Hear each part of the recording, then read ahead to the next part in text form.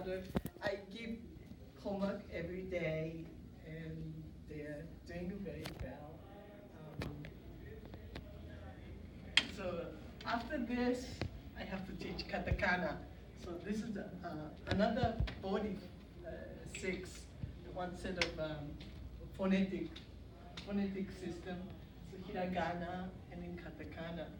So by the Christmas, we're gonna finish, and then everybody's name will be katakana. Let's say Chris or Marsha or Keith has to be in the katakana because it's an English word.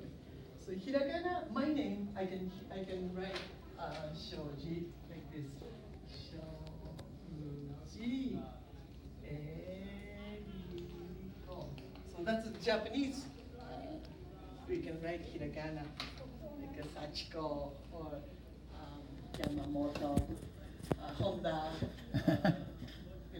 Toyota could be hiragana. Yeah, student name would be katakana. So by the Christmas, everybody can write their own name in Japanese. Very good. The next semester, we can start kanji, like 8. So it's like ichi, ni, san, like this. That's a Chinese character.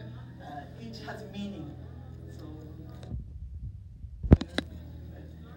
now it has meaning. They don't have any meaning, just sound. So we have to work hard.